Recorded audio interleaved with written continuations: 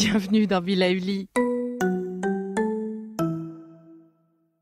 Avant de commencer notre nouvelle capsule bien-être, je souhaitais vous présenter notre partenaire.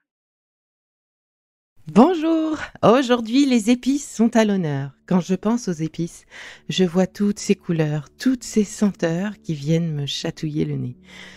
Vous saviez-vous que la première mention officielle du mot épice est faite dans la Bible et dans quelques papyrus au sujet de la cannelle? Et oui, elle est bien surprenante cette cannelle. Alors je crois qu'il ne s'agissait pas exactement de la cannelle que l'on connaît aujourd'hui, mais tout de même. Alors dans nos plats, les épices, herbes aromatiques, condiments, sont là pour tantôt relever les saveurs, nous surprendre, assurer un rôle antiseptique naturel. Bref, les épices sont partout pour le plus grand bonheur de nos papilles et de leur senteur se révèlent bien souvent des rêves, des souvenirs. Rappelons-nous de notre cher Charles Baudelaire qui en parlait divinement bien. Mais revenons à nos moutons. En automne, si vous avez écouté mes précédents conseils, vous savez donc que la saveur de l'automne est le piquant. Et concrètement, c'est le moment de privilégier le poivre, enfin, je devrais dire les poivres, tellement les variétés sont pléthores. Il peut être vert, rouge, long, gris, noir, en petits grains.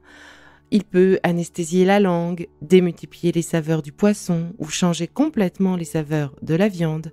On l'apprécie pour ses propriétés anti-inflammatoires et antibactériennes. Ensuite, les piments. Dans les rôtis, par exemple, ou dans les plats en sauce, ils relèvent et peuvent piquer très fort, mais ils apportent une saveur unique et bien spécifique. Ils sont réputés pour leur action antiseptique et antibactérienne. Bon, ces deux premiers groupes peuvent piquer fort, alors attention, surtout si vous avez tendance aux ulcères ou aux hémorroïdes. Dans ce cas, vraiment, privilégiez les versions douces, voire très douces. Le gingembre, mais oui, il est formidable aussi. On peut le consommer cru, cuit, en boisson, dans les plats. Il combat les bactéries. Il nous relève quand on est sous l'effet d'un rhume complètement anesthésié. Bref, c'est ma racine aromate du moment. On peut même l'utiliser dans les plats sucrés. Bah oui, le carrot cake ou encore le pain d'épices. J'allais presque oublier l'ail, qui a un peu ce même genre de vertu que l'on peut consommer cru aussi. Cru certes, mais mariné, parce que manger une gousse d'ail crue directement comme ça, ça pique très très fort quand même. Ma belle-fille a déjà essayé. La cannelle pour son petit goût sucré, et oui, on peut l'utiliser autant dans les plats salés que dans les bons gâteaux et viennoiseries. Et ce petit goût sucré permet justement à la cuisinière, à l'utilisateur de la cannelle, d'alléger le sucre de la recette. Ben oui, elle apporte ce petit goût sucré, mais pas les calories qui vont avec. Alors c'est un petit tips intéressant quand même. C'est le moment aussi de s'essayer avec le clou de girofle. Alors le clou de girofle, il est quand même très présent en termes de saveur et il est un peu spécial, ce petit goût-là qui peut rappeler le dentiste parce qu'on utilise des dérivés de clou de girofle dans les produits anesthésiants. Mais justement dosé, c'est très agréable sur des viandes en sauce rouge et très foncée, donc justement les sauces à base de vin, et il est plein de vertus. Je vous recommande d'essayer le clou de girofle.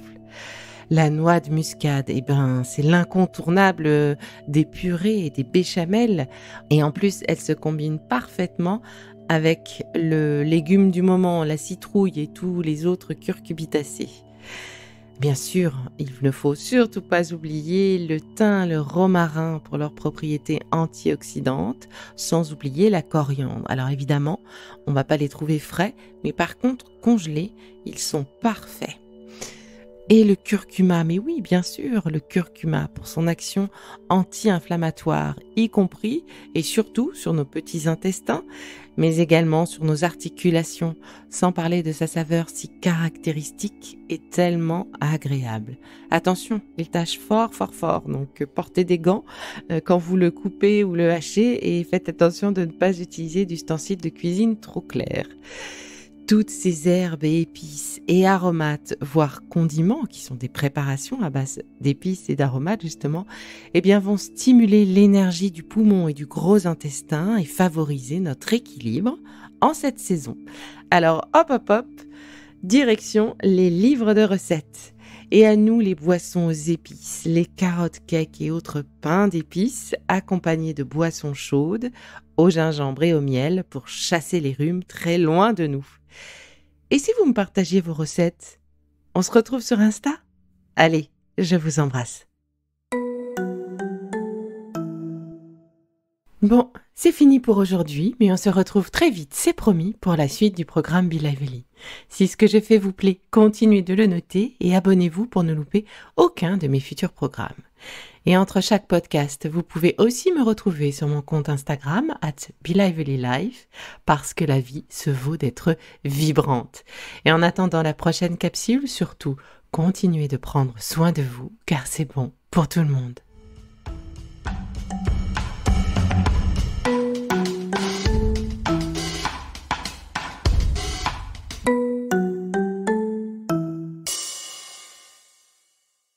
Le contenu que vous venez d'écouter n'est pas un dispositif médical et ne peut pas se substituer à l'avis d'un médecin basé sur votre situation personnelle. En cas de doute, consultez votre médecin.